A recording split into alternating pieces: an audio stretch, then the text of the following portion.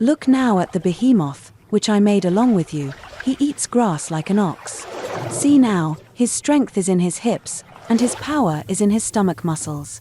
He moves his tail like a cedar, the sinews of his thighs are tightly knit. His bones are like beams of bronze, his ribs like bars of iron. He is the first of the ways of God, only he who made him can bring near his sword.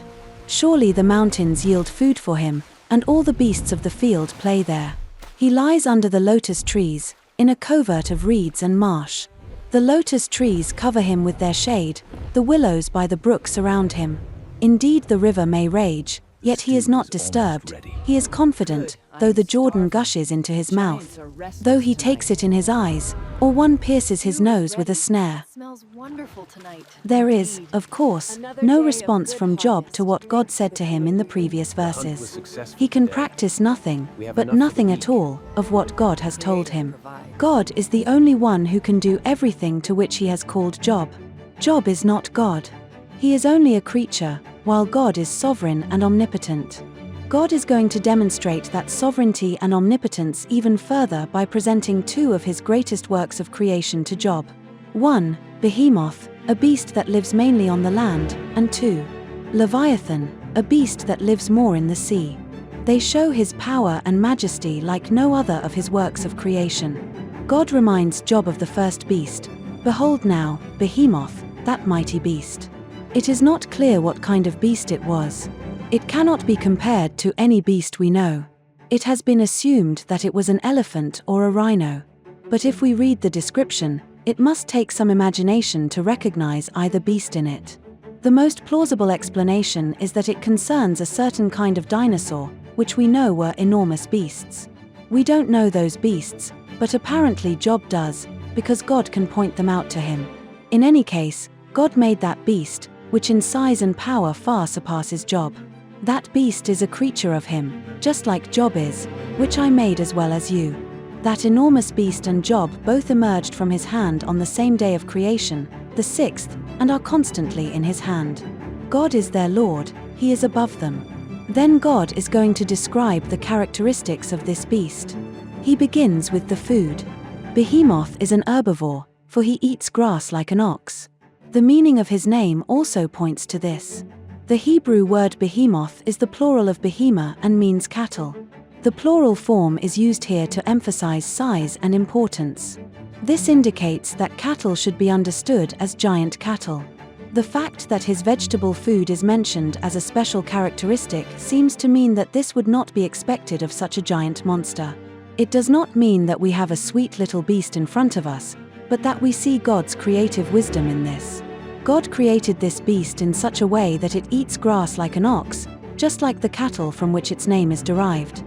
From the further description we can conclude that the power of that beast far surpasses that of man. Job should take a look at his loins. What a strength they radiate. And then the muscles of his belly, what a power.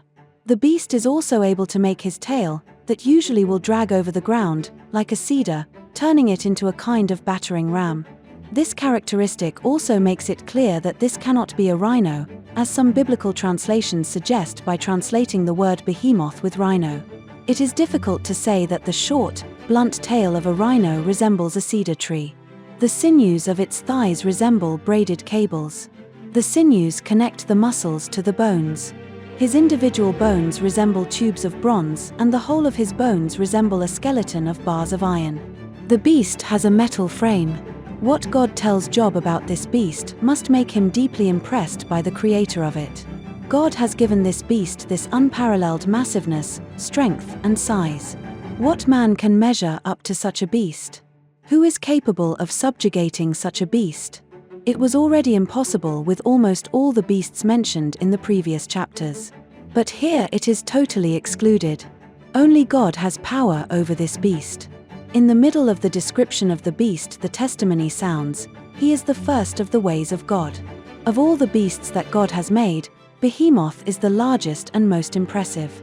A comparison with two remarkable passages in the Bible may help to understand the meaning of the first of the ways of God.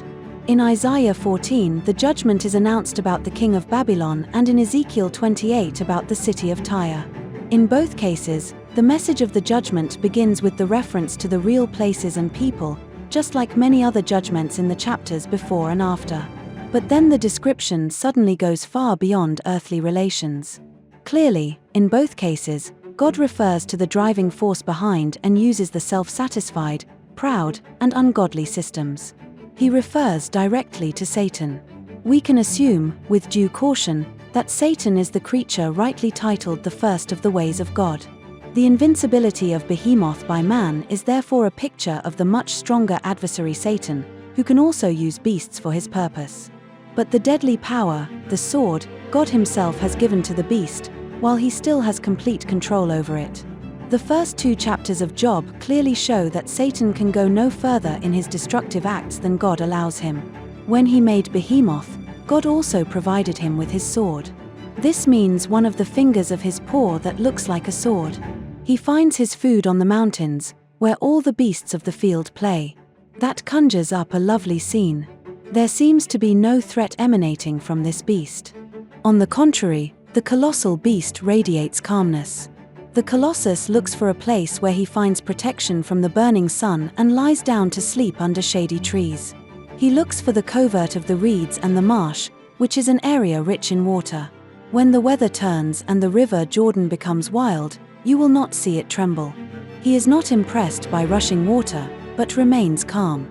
The mention of the river Jordan is interesting, because it is a further indication that the land of Uz where Job lived was in the area of the later Edom. Although there seems to be no direct threat from this giant beast, no one will dare attempt to capture it. Capture him when he is on watch means to catch him while he is looking, not sleeping. Nobody can pierce his nose with barbs to take him away. His strength is so great that no one dares come near him. The overall impression of this mighty creature is that it is full of power and afraid of no one. The greatest violence of nature does not bother him. At the same time, he seems to mean no harm. This makes him a striking picture of Satan as an angel of light. Satan was created by God as the chief angel. He had the seal of perfection, full of wisdom and perfect in beauty. But he abused what God gave him for himself and became Satan. Behind the kind face Satan can show a devastating and destructive force is hidden. He is the friendly liar, who is out to murder, for he is also the murderer of men from the beginning.